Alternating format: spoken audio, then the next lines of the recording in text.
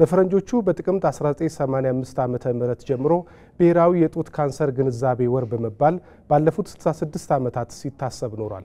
እንደ ዓለም የጤና ድርጅት ዘገባ ከሆነ እንደ አውሮፓውያኖቹ አቆጣጠር በ2022 በዓለም አቀፍ ደረጃ በግምት 2.3 ሚሊዮን ሴቶች በጡት ካንሰር የተያዙ ሲሆን ከእነዚህ ውስጥ 670 ሺህ የሚሆኑት ለሞት ተዳርገዋል። በጣም ከፍተኛ የሰው ልጅ ልማት መረጃ ወይም ሂዩማን ዴቨሎፕመንት ኢንዴክስ ባላቸው ሀገራት ከ12 ሴቶች አንዷ ብቻ በህይወት ዘመኗ የጡት ካንሰር ምርመራ ስታደርግ ከ71 ሴቶች አንዷ በዚህ በሽታ ትሞታለች።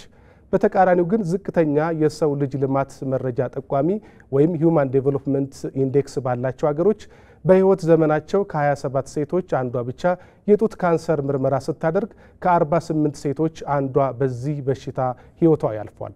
በኢኮኖሚ ዝቅተኛ የሆኑ ሀገራት ለምርመራም ይሁን ለመዳን ያላቸው ቀረቤታ በጣም ዝቅተኛ መሆኑን ያሳያል።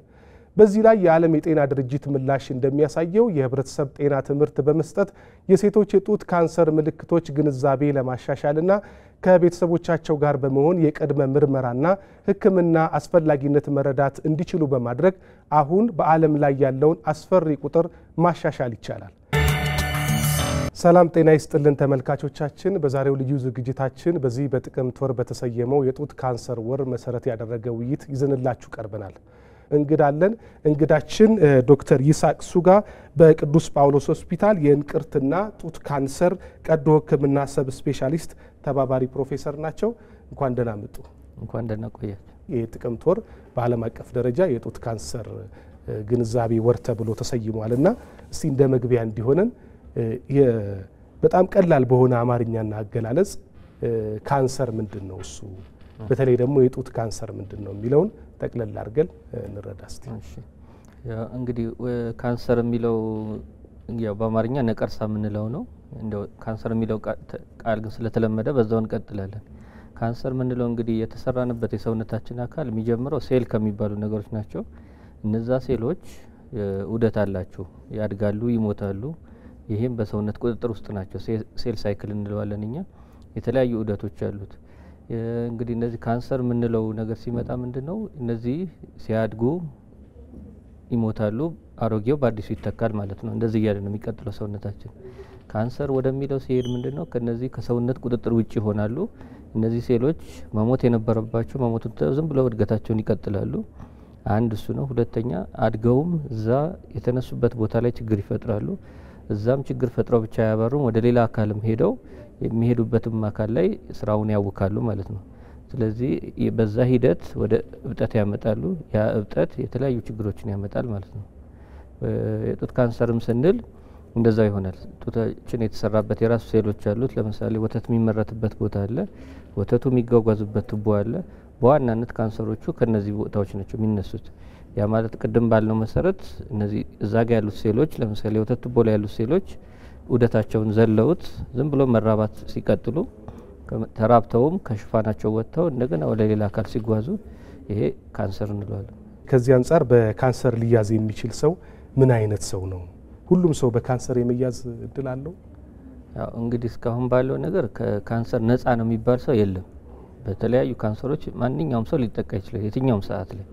እንደ ካንሰሩ አይነት እድሜ፣ ጾታ፣ የሰውነት ሁኔታ ሊወስነው ይችላል እንጂ ሁሉም ሰው በካንሰር ሊጠቃ ይችላል። ከካንሰር በሽታ አይነቶች መካከል እንግዲህ የጡት ካንሰር አንዱ ነውና የጡት ካንሰር እንደው በደንብ ግልጽ ለማድረግ ያህል ከዚህ የጥቅምት ወር የጡት ካንሰር ግንዛቤ ወር ጋርም በማገናኘት ስለሆነ የፕሮግራም ያዘጋጀ ነው። ምንድነው እሱ እስቲ በደንብ ለመግለጽ ያህል።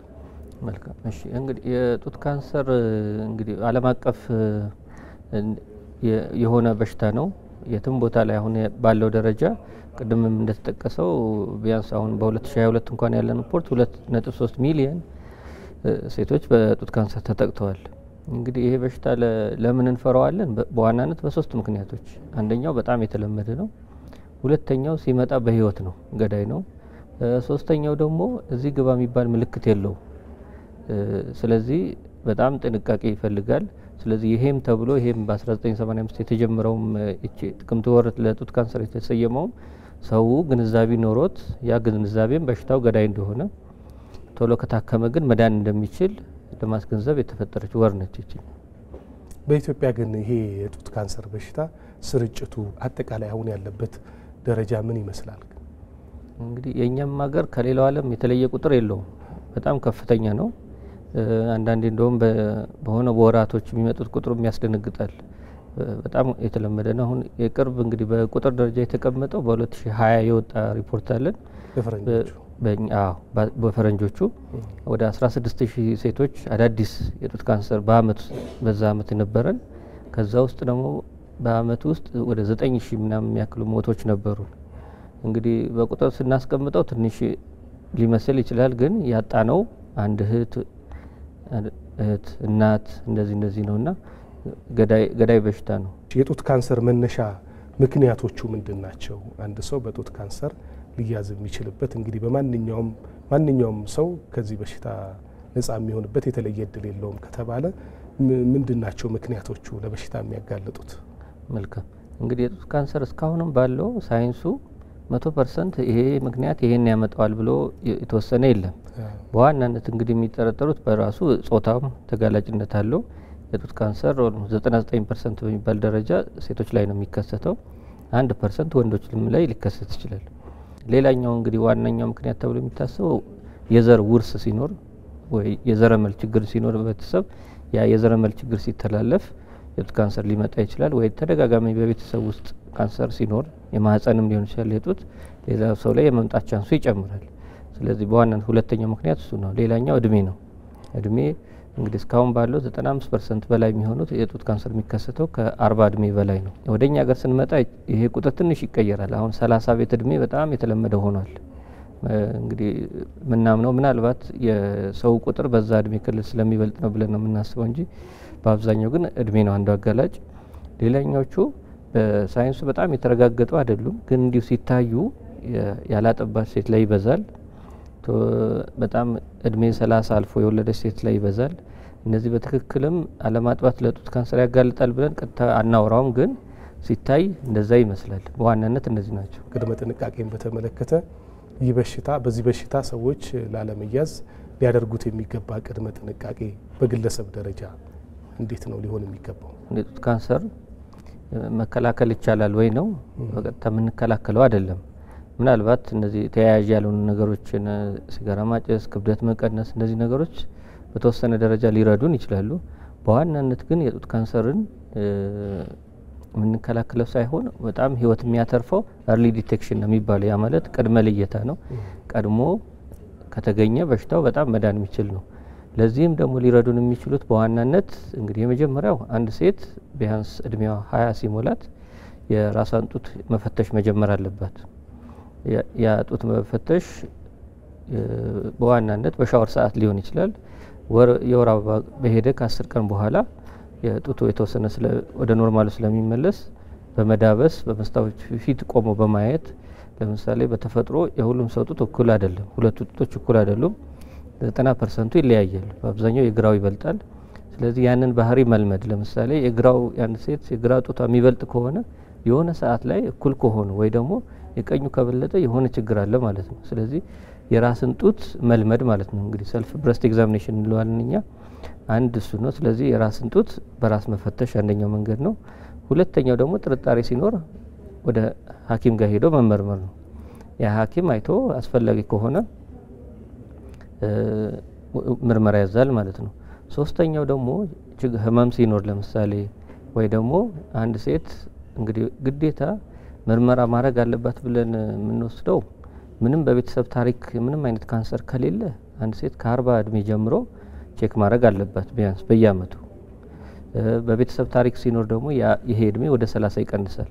ስለዚህ ለምሳሌ አንዲት እናት በቤተሰብ እህቷ በጡት ካንሰር ከተያዘች ከ30 እድሜ ጀምሮ ያንን ቼክአፕ መጀመር አለባት። ያ አልትራሳውንድ ነው ማሞግራፊ የሚለው እንደዚህ የሚወሰነው ሐኪሙ አይቶ በራሱ ይወሰናል ማለት ነው። ስለዚህ በዋናነት እነዚህ ቅድመ ልየታ ወይም ደግሞ በሽታውን ቶሎ የምናገኝባቸው መንገዶች አንድ ሴት የራሷን ጡት መፈተሽ፣ ሁለተኛው ጥርጣሬ ሲኖራት በመሄድ ነው። ሁለተኛው ደግሞ ሐኪሙ መርምሮ የተለየ ነገር ካለ ነው። ሶስተኛው እነዚህ አሁን ያልናቸው አልትራሳውንድ ነው ወይ ማሞግራፊ አዘል የምናገኘው። በመንግስት የጤና ተቋማት በየትኛዎቹ አካባቢዎች አሁን እንደው ለመረጃ ለመስጠት ያህል በየትኛው አካባቢ ምርመራ ይካሄዳል? በክልሎችስ ያለው ኤክስፒሪየንስ አሁን ምርመራ የማድረግ አቅማችን እስከምን ድረስ ነው? ይህንን በሽታ በተመለከተ እንግዲህ አሁን በጤና ጥበቃም ያለው በተቻለ መጠን እንደዚህ ወደ ዋና ዋና ከተሞች ያለውን ነገር ወደ ክፍለ ሀገር እንዲሄድ ለማድረግ ነው። ስለዚህ እነዚህ ግንዛቤዎቹ አሁን ባለው ድሮ ዋና ዋና ከተሞች ላይ የተወሰነ ነበር። አሁን ግን በተቻለ መጠን ወደ ሌሎችም ለመውሰድ እየተሞከረ ነው። ለምሳሌ አሁን የቅዱስ ጳውሎስ ሆስፒታልን ከወሰድን በተቻለ መጠን እንደ ድሮ አይደለም። አሁን ሕክምናው የጡት ካንሰር ታካሚ ለብቻው ነው የሚታከመው፣ ከሌላው ታካሚም ጋር ወረፋም አይይዝም። ስለዚህ አሁን ቀድሞ በሽታው ከተገኘለት እኛ ጋር ከመጣ በተገቢው ሐኪም ቶሎ ይታከማል። ያለ ወረፋም ወደ ኦፕሬሽን የሚያስፈልገው ወደ ኦፕሬሽን፣ መድኃኒት የሚፈልግ ሆነ ወደ ካንሰሩ ክፍል ሄዶ መድኃኒት ይወስዳል። ያ ከብዙ ጥረት በኋላ ለብቻው ዩኒት ፈጥረን እንዲታከም እያረግን ያለ ነው። ስለዚህ አሁን የጤና ጥበቃ ሂደትም እንደዛ ነው። በተቻለ መጠን ዋና ዋናዎቹ ሆስፒታሎች ላይ ያለውን ሂደት ወደ ክልሎችም ለመውሰድና እነዚህን ነገሮች በተቻለ መጠን ግን በዋናነት እንግዲህ ዋናው ማዘጋጀቱ ብቻ ሳይሆን ያለው ግንዛቤ መጨመር አለበት። ለምሳሌ ብዙ ጊዜ የሚጠይቁን ይድናል ወይ ነው። ያው በደንብ ይድናል ቶሎ ከተገኘ፣ በተለይ በደንብ መዳን የሚችል በሽታ ነው። ሂደቱ ግን ትንሽ አሰልቺ ነው። እሱን ነው እንጂ ሌላኛው ግንዛቤው ደግሞ እኛ አሁን በሽታው ተገኘ ከተባለም በኋላ አብዛኛው ሰው ወደ ሃይማኖታዊና ባህላዊ ነገር ይሄዳል። አሁንም ቢሆን በጣም ቁጥሩ ብዙ ነው። ስለዚህ አሁን ግንዛቤኛ መፍጠር የምፈልገው እነዛ ነገሮች አይከለከሉም፣ አብሮ ማስኬድ ይቻላል። ዘመናዊንም ባህላዊ ነገሮችንም አብሮ ማስኬድ ይቻላል። በዛ ሂደት ከሄድን ነው አንድ እሱ ነው። ሁለተኛው እንግዲህ በተለይ ሕክምና ቶሎ የማይገኝበት አካባቢ ላይ አንድ ሴት ለራሷ የምትሰጠው ግንዛቤ በጣም መጨመር አለበት። ስለዚህ በተቻለ ሚዲያውም እንደዛ እነዚህ ግንዛቤዎች መፍጠር ከቻለ የተለየ ነገር ሲኖር በቀላል አገላለጽ እንግዲህ አሁን ጡት ላይ የተለያዩ ለውጦች ሲኖሩ ምንፈራቸው እነዚህ ናቸው። የመጀመሪያው የተለየ ባጭ ጡት ላይ ከተገኘ ወይ ያልነበረ አዲስ ነገር ከመጣ ወይ አንዱ እሱ ነው። ሁለተኛው የጡት ቅርጽ ወይ መጠን ልዩነት ካመጣ ከተለመደው ውጪ፣ ቅድም ካልኩት ከተፈጥሮ ውጪ አዲስ ነገሮች ከመጡ፣ ሁለተኛው ደግሞ ራሱ ቆዳው መሰርጎድ ካሳየ የሆነ ቦታ ላይ ወይ መቁሰል ካመጣ፣ ሌላኛው ደግሞ አሁን የጡት ጫፍ መሰርጎድ ወይ ፈሳሽ ነገር ካለው፣ እነዚህ ነገሮች ካሉ ያቺ ሴት ሄዳ ጤና ባለሙያዎችን ማማከሩ ከፋሲሊቲው በላይ የራሷን ሕይወት ጠብቃለች ማለት ነው። እንግዲህ ብዙ ጊዜ ጥናቶች የሚያሳዩትም አንድ እንግሊዝም ላይ የተደረገ ነበር። አንድ ሴት ተደጋጋሚ ራሷን ቼክ በማድረጓ የራሷን ሞት ወደ 40% ቀንሳለች ይላል። ያ ማለት ከራስ ሲጀምር ከዛ ፋሲሊቲዎቹን ፎርስ ይደረጋሉ ማለት ነው። ለምን ታካሚ በመጣ ቁጥር ያም ሆስፒታልም ወይ ጤና ተቋምም የግድ ያንን ለማሟላት ወደ እዛ ሂደት ይሄዳል ማለት ነው። ስለዚህ አሁን በእኛም ሆስፒታል ያለው በጤና ጥበቃም ያለው ሂደት ወደ እንደዛ ይመስላል። ስለዚህ አንድ እናት ቀድማ ራሷን በምታደርገው እንክብካቤና ክትትል ወይም አንድ ሴት 40% ራሷን በደንብ የመከላከል ደረጃ ላይ ትደርሳለች ማለት ነው። የቀረውን ወደ ሕክምና ወስዳ በዚህ በሽታ ያለመሞት እድሏን ታሰፋለች ማለት ነው። በበሽታው የተያዙ ሰዎች የመዳን መጠናቸው ምን ያህል ነው? የመዳንና ያለመዳን እድሉን የሚያመላክቱ ነገሮች ምንድን ናቸው? አሁን በሽታው ብዙ ጊዜ በብዙዎች ያለው ግንዛቤ ቅድም አንተ እንደገለጽከው በጣም አስፈሪነቱ ይገለጻል። በዛ ላይ ደግሞ እንደ ቁጣም እንደ እርግማንም በተለያየ መንገድ ያዩታል እና ለዛም ነው አንዳንዴ በሕክምና ከእንትን ከማለት ይልቅ በሌላኛው በባህላዊ በሃይማኖቱ ነገር ይመድና ግን ያው እርሶም እንዳሉት ሁለቱንም ማስኬድ ይቻላል። አንድ ሰው የዘመናዊ ሕክምናውንም እየተከታተለ ሌላ በሃይማኖቱ የሚያደርገውንም ነገር ማድረግ ይችላል ነው። ግን በዚህ በሽታ በተጨባጭ የመዳን መጠኑ ምን ያህል ነው? ማን ነው ሊድን የሚችለው? በዚህ በሽታ በምን ሁኔታ ላይ ያለ ሰው ነው ሊድን የሚችለው ተብሎ ሊገለጽ ይችላል? በእርግማንም በስራም በምንም እንደዛ የመጣ ነገርም አይደለም። ቅድም እንዳልነው ፕሬዲክት የምናደርገው አይደለም፣ ቀድመን የምንከላከለው አይደለም። ቀድመን ግን ካወቅ ነው በጣም መዳን የሚችል ነው። እንግዲህ ማን ነው የሚድነው? ሁሉም ይድናሉ። በምን ይወሰናል? መጀመሪያ በምናገኘው ደረጃው በዋናነት ይወሰናል። በተለይ ደረጃ 1 እና 2 ሆነው ከመጡ በጣም ያለምንም ማንገራገር በደንብ መዳን የሚችል ነው። ደረጃ 3ም ልፋት ይጠይቃል፣ ግን በደንብ ሚድን ነው። ደረጃ 4ም ሲሆን አሁን ባለው ህክምናው ወዴት ሄዷል? አሁን እንግዲህ በፊት የሚታሰበው የጡት ካንሰር በቃ ጡቱን ብቻ ነው የሚያጠቃው በሚል ነበር። ግን አሁን በቃ ሁሉንም ሲስተም የሚያጠቃል፣ ራሱ ጡቱን የሚያጠቃል ብለን የምንወስደው። ስለዚህ ህክምናው ጡቱንም ጋር ያለውን ነገር ካንሰሩን ለምናጠፋበት ለምሳሌ ጨረርና ኦፕሬሽን እንጠቀማለን። መድኃኒት ደግሞ ምንሰጣቸዋለን፣ እሱ ደም ውስጥ የገባውን ለማጥፋትም እንጠቀምበታል። ስለዚህ የትኛውም ደረጃ ላይ አይድንም ብለን አንደምድምም። የትኛውም ደረጃ ላይ ለማዳን ነው የሚሞከረው። በተለይ ደግሞ ቶሎ ከመጡ እና ደረጃው ጥሩ ከሆነ እሱ በጣም እንደ ቦታውና እንደ ሁኔታው በጣም መዳን የሚችል ነው። ሌላ ያው ማንደብቃቸው ሌላው ሂደቱ ያሰለቻል፣ ምንም ጥያቄ የለውም። ግን ያው ሁሉ ታልፎ መኖር ይቻላል ወይ? አዎ በደንብ መኖር ይቻላል። እኛ ጋርም አሁን ጳውሎስም ላይ ሌላም ቦታዎች የሰርቫይቨር ግሩፕ ብለን ያቋቋምናቸው ያሉ ከዚህ በሽታ ድነው ለሌሎች ለማስተማር የበቁ በጣም ብዙ አሉ፣ በጣም ብዙ ባለሙያም ጭምራሉ። ስለዚህ እነሱ ደግሞ አሁን ግሩፕ ፈጥረን ሌሎችም እንዲያስተምሩልን እያደረግን ነው። ስለዚህ በደንብ መዳን የሚችል በሽታ አሁን ትልቁ የዚህ የካንሰር እንትን እንደሚነገረው ያው ባለሙያዎች በእናንተን ጨምሮ ህመም የለውም። አንዱ አሳሳች ነገሩ እሱ ነው አይደል? ህመም የለውም፣ ዝም ብሎ ምልክቶች ብቻ አሉ። ግን ሰዎችን በዛ ያዘናጋና ደረጃውን ያሳድጋል ነውና ደረጃዎቹ እንዴት ነው የሚገለጹት? እዚህ ግባ የሚባል ምልክት የለውም። ስለዚህ የሚመጡት ምልክቶች በዋናነት እንግዲህ እባጭ ነው። ያ እባጭ ብዙ ጊዜ ህመም የለውም። ህመም የሚያመጣው በጣም ቆይቶ ነው። ስለዚህ ያቺ እባጭ በተገኘች ሰዓት ቶሎ ህክምና ከተደረገና ምርመራ ከተደረገ ሊገኝ ይችላል። አንድ እሱ ነው። ሁለተኛው መጀመሪያ ደረጃ እንላታለን እሱ። አዎ ከዛ ግን በዋናነት ደግሞ እስኪነካ መጠበቅ የለብንም። ስለዚህ ቅድም ባልኩት ክራይቴሪያ አንድ ሴት የራሷን ጡት ከ20 እድሜ ጀምሮ መፈተሽ አለባት። በቤተሰብ ታሪክ ደግሞ ካንሰር ካለ ከ30 እድሜ ጀምሮ ሐኪም ጋር ሄዳ መታየት አለባት። ከምንም በቤተሰብ ታሪክ ከሌለ ደግሞ ከ40 እድሜ በኋላ ሄዳ ቼክ ማድረግ አለባት። ይሄ ለምን ይረዳናል? ገና ደቃቅ እያለ በትንሽነቱ ማግኘት ይቻላል። ስለዚህ መጠኑ ትንሽ ከሆነ እዛው ጡት ላይ ከሆነ ደረጃ 1 እንለዋለን። ደረጃ 2ም እንደዛው መጠኑ ከፍ ይላል፣ ትንሽ ከ2 ሴንቲሜትር በላይ ይሆናል። ከዛ ደግሞ ወደ በተፈጥሮ ብሽሽት ምን እንለዋለን፣ ቶንሲል ሲዘን እንደዚህ የሚያብጡት ሊምፍ ኖድ እናላቸዋለን፣ ወደ እነሱ ሊሰራጭ ይችላል። እንደሱም ሆኖ እስከ ደረጃ 2 ይሄዳል። ደረጃ 3 የምንለው ቆዳ ሲያቆስል እና መጠኑ በጣም ትልቅ ሲሆን ነው ደረጃ 3 እንለዋለን። ከዛ ደግሞ ወደ ሌላ አካል ሲሰራጭ ትንሽም ይሁን ትልቅ የተነሳበት ቦታ ላይ ወደ ሌላ አካል ሲሰራጭ ለምሳሌ ወደ ሳምባ ተሰራጭ ብንል እሱ ደረጃ 4 እንለዋለን። ስለዚህ ምን ያሳየናል እንግዲህ ሂደቱ ደረጃ 1 እና 2 ከሆነ በደንብ ለማዳን ይቀላል።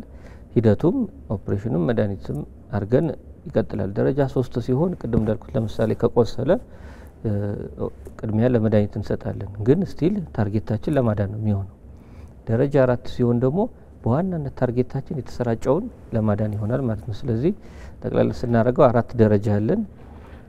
እንግዲህ መስማት ማንፈልገው በተቻለ መጠን ደረጃ 4ቱን ላለማግኘት ነው።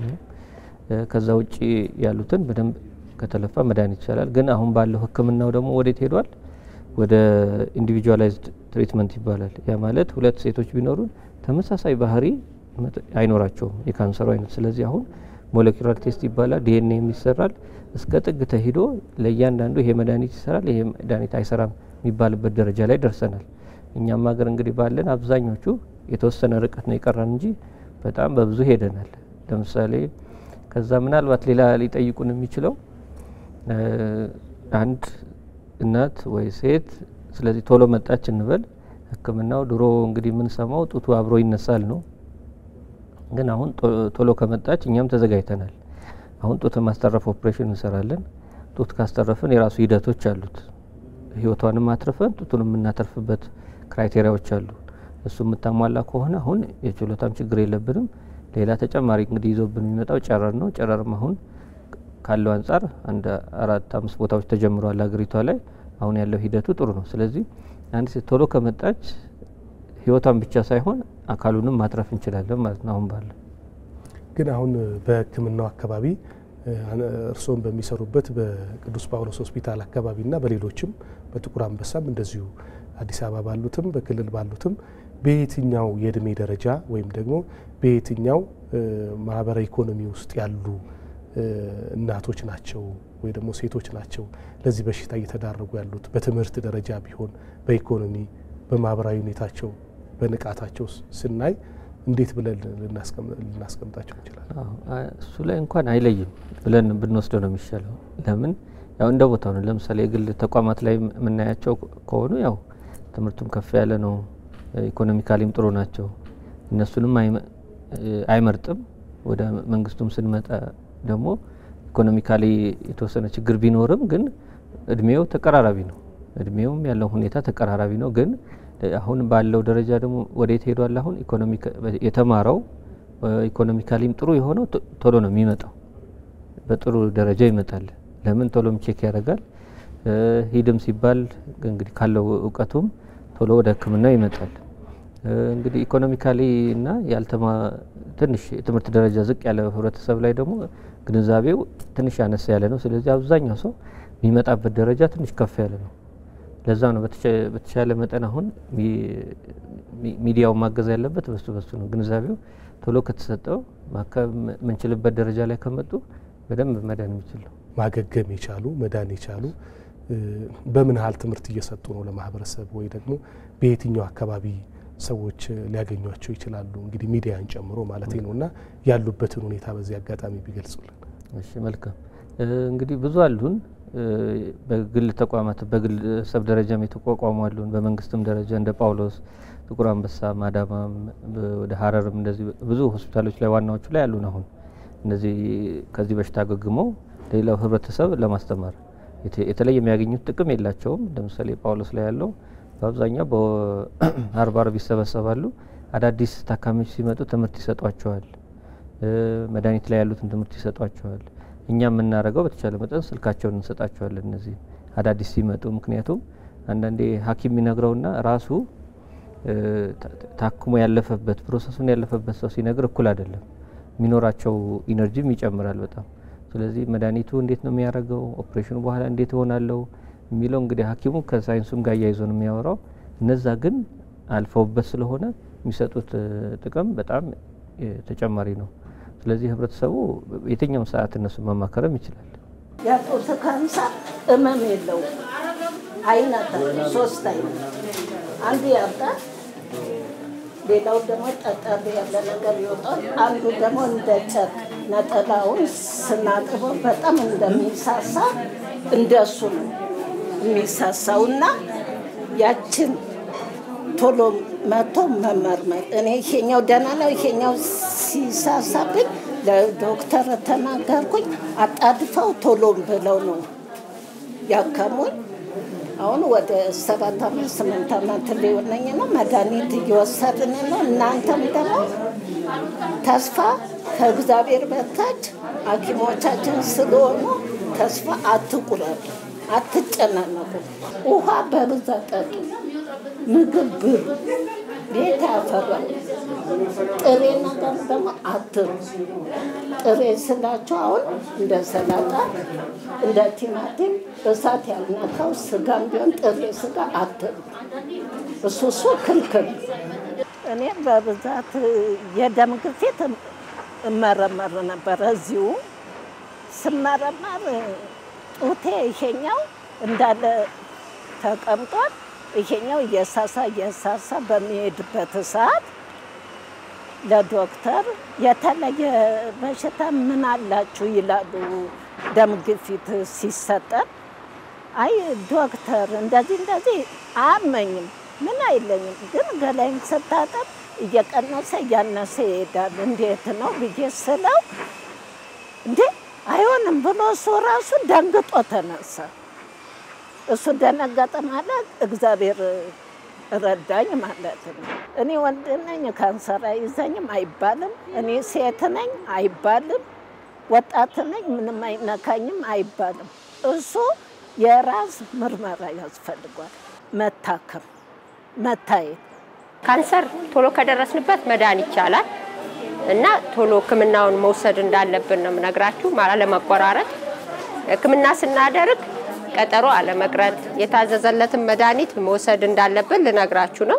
ሕክምና ስናደርግ ማንኛችሁንም የተባልነውን ነው እንጂ ያልተባልነውን ነገር ማድረግ የለብንም። እና ትክክለኛ መረጃ ወስዳችሁ ከሐኪም ጋራ ተነጋግራችሁ መድኃኒታችሁን በአግባቡ ወስዳችሁ ሕክምናችሁን ከወሰዳችሁ መዳን ትችላላችሁ። መዳን እንችላለን። ስጋት አለብን ብላችሁ እየፈራችሁ መሆን የለበትም። መዳን እንችላለን ብላችሁ ወሰዱ። እኛ የዳንነን ከዚህ በፊት መድኃኒቱን ወስደናል። ከ5 ዓመት በላይ ሆኖናል። መድኃኒቱን በአግባቡ መውሰድ እንዳለባችሁና ሕክምናችሁን በአግባቡ መውሰድ እንዳለባችሁ ነው የምናገረው። እኔ ካንሰር ታማሚ መሆኔን ያወቅኩት አጋጣሚ ጡቴ ላይ ትንሽዬ ጠጠር ነገር በስተቀኝ ጎኔ ላይ ትወጣለች። ለጤና ባለሙያዎች አማከርኩኝ። በማማከር ጊዜ ወደ ጳውሎስ ነው እንልክሽ ሲሉኝ ፍቃደኛ ሆንኩኝ ወዲያው ማለት ነው። እኔ 2013 ላይ ነው መጋቢት አካባቢ ነው ሰርጀሪ ተሰራልኝ። የካቲት ላይ ነው የመጣሁት። መጋቢት ላይ ተሰራልኝ። 2013 ተሰርቶልኝ 2016 ድጋሚ ነው የወሰድኩት ኬሞ። የጡት ካንሰር ቀድሞ ከደረሱበት ሚድን ነው። የጡት ካንሰር ይድናል፣ ግን የኛን ብርታት ያስፈልጋል። ሕክምናችንን አለማቋረጥ ደረጃው ከፍ ሳይል ወደ ጤና ኬላ መሄድ አለብን።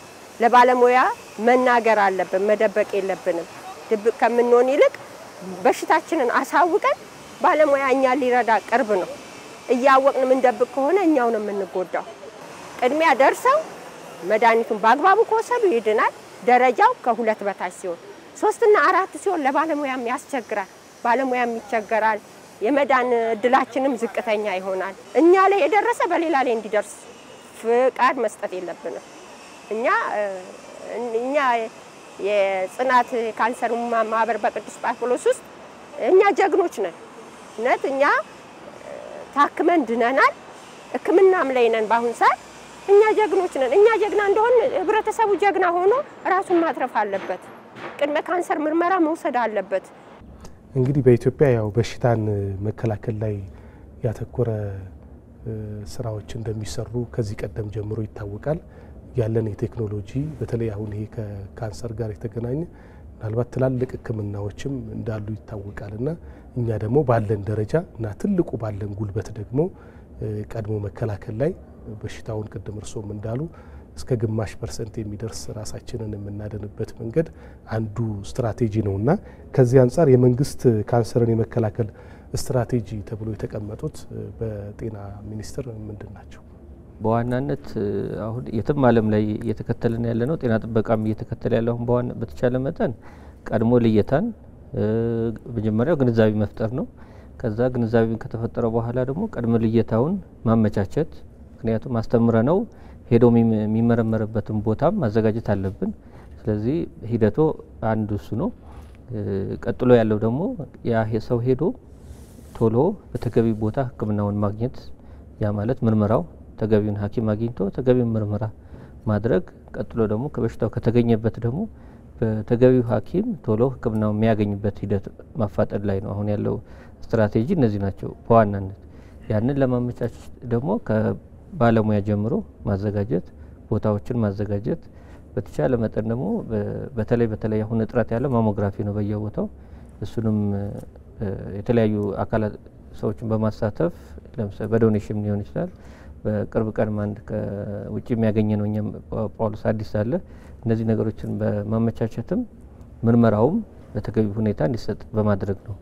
ግን ያው ገና ብዙ ስራ ይጠይቃል። በተለይ ወደ ክልል ወጣ ሲባል ብዙ ነገሮች መስራት ይጠይቃል። ዶክተር ይስሐቅ ሱጋ በቅዱስ ጳውሎስ ሆስፒታል የእንቅርትና ጡት ካንሰር ቀዶ ሕክምና ሰብ ስፔሻሊስት ተባባሪ ፕሮፌሰር እዚህ ድረስ መጥተው በዚህ በጥቅምት ወር የጡት ካንሰር ግንዛቤ ወር ማብራሪያ ስለሰጡን ከልብ አመሰግናለሁ።